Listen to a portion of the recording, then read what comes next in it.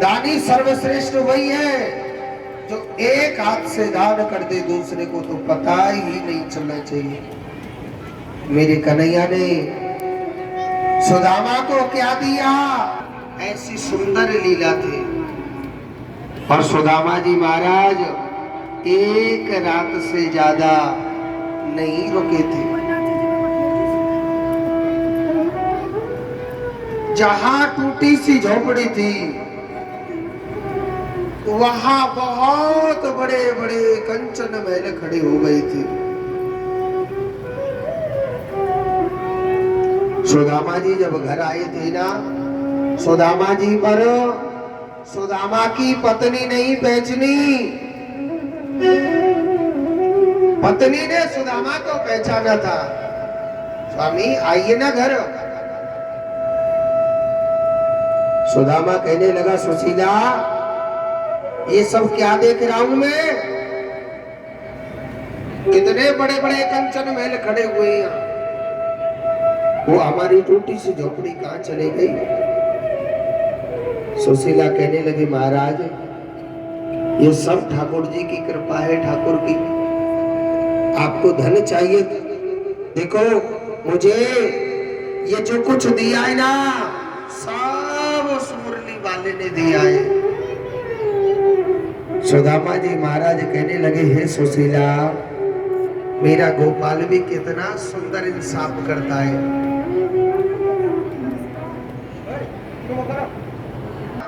और मुझे मेरा कृष्ण चाहिए था, मुझे मेरा कृष्ण मिला।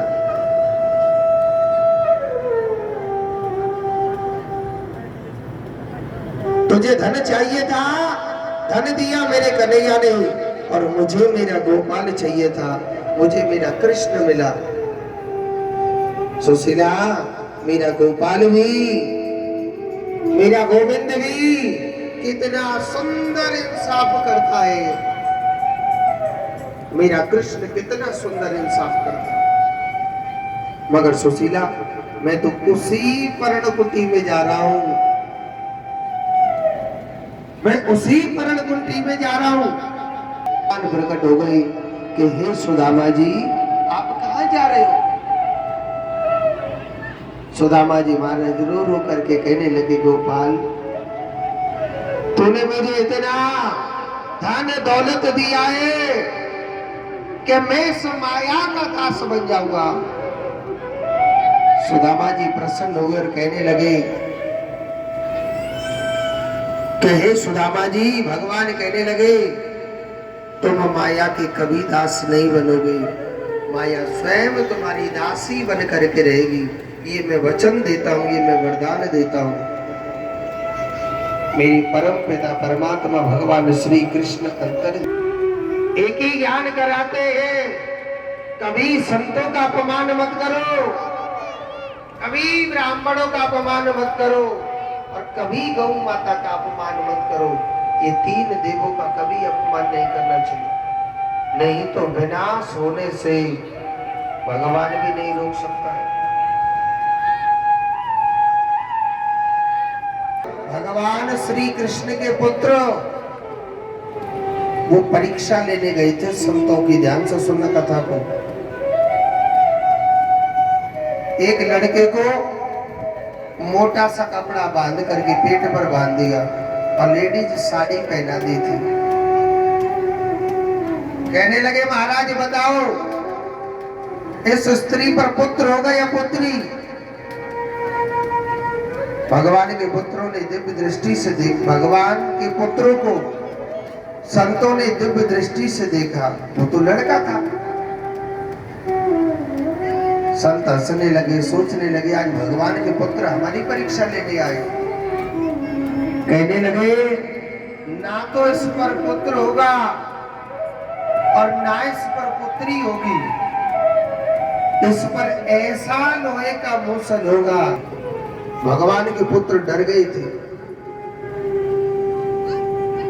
और भगवान के पुत्रों ने उस कपड़े को खोल करके देखा, वास्तव में उसमें एक लोहे का ही मूसल निकला था।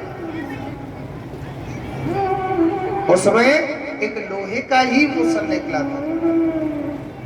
वो डर गए थे। उस लोहे के मूसल को समुद्र के किनारे घिसा था।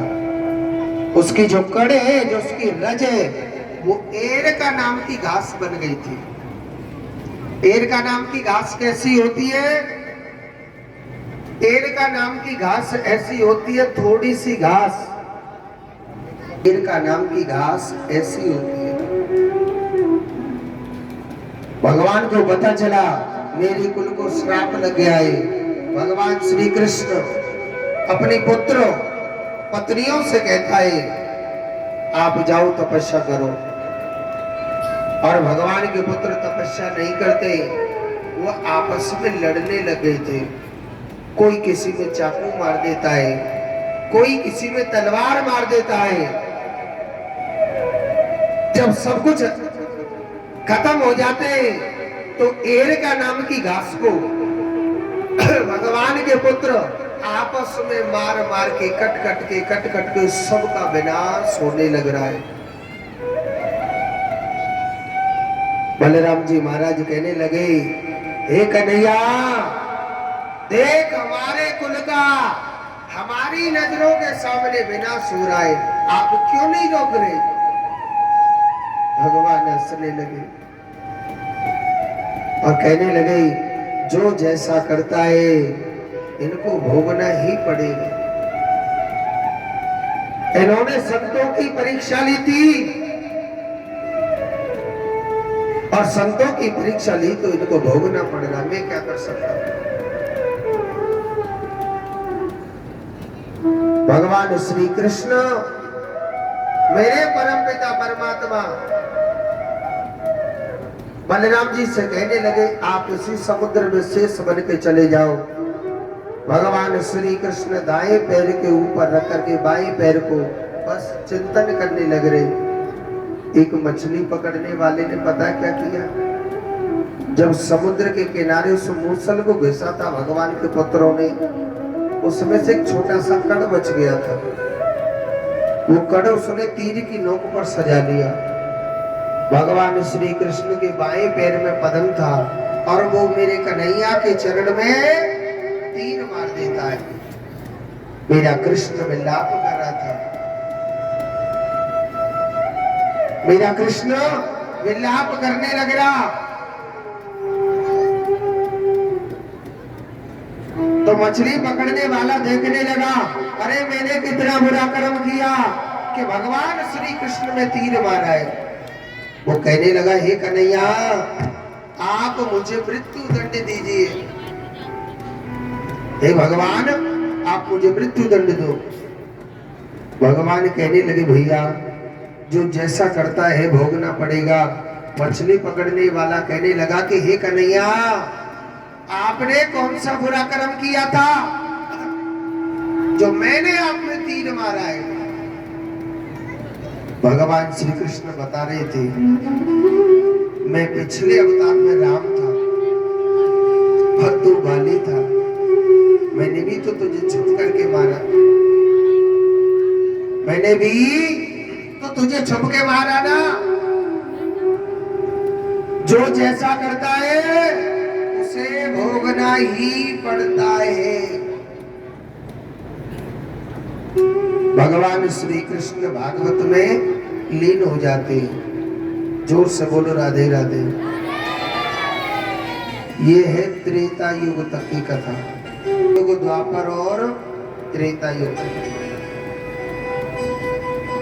परीक्षित जी महाराज कहने लगे, प्रभु अब मुझे कलयुग की तो कथा सुनाइए।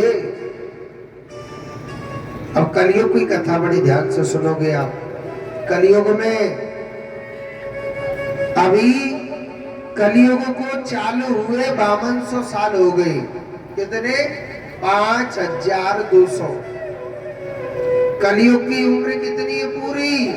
4,32,000 वर्ष का है। ये 4 भागों में बांटा गया है। एक भाग 1,08,000 वर्ष का है। अभी कलयुग का प्रथम चरण चल रहा है। जब घोर कलयुग आएगा उसे कहते तीसरा चरण। अभी नहीं आना चाहिए था, मगर घोर कलियुग के बहुत लक्षण आ गई। सबसे पहले बारिश बहुत कम होगी, ये भागवत कथा में कही है। भुखमरी आनी है घोर कलियुग में। कलियुग कैसा आएगा, ध्यान से सुनना सभी माताएं, ये मेन कथा है।